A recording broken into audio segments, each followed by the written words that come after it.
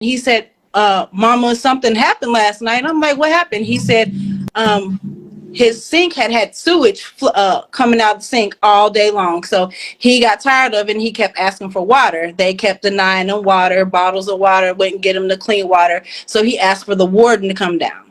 The warden comes down to my son's cell, checks his cell, sees the sewage water, and because everybody's he's out of his cell. Him and his cellmate is out of the cell. So he's like, I need a bottle of water. The guard by the name of Cabela told my son, kiss her ass. He ain't getting no water. He has to drink what was in his cell.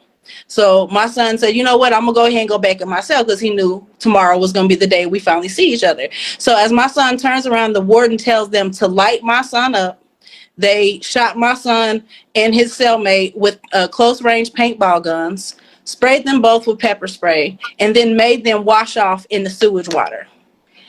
After that happened, they took both of them to SEG, and whenever they took them before they took them to SEG, they threw grenades inside the little bean hole, and then they closed the bean hole. So, and my son was complaining because he has asthma. He was like, I can't breathe, I'm gonna die. A guard told him, that's your fault.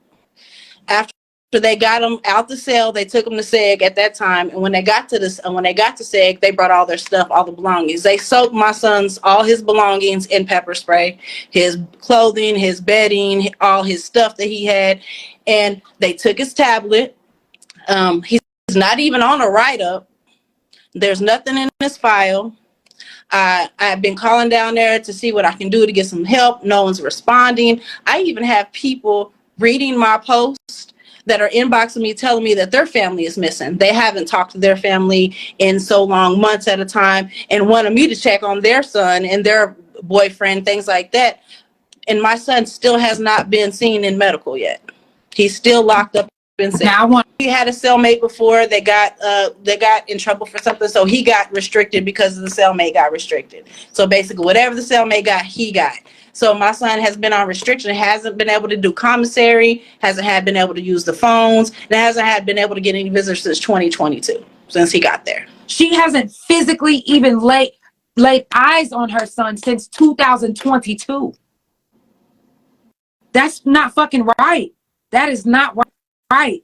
That should be, first of all, when you locked up, your mental health is already, it's going everywhere. It's not completely stable.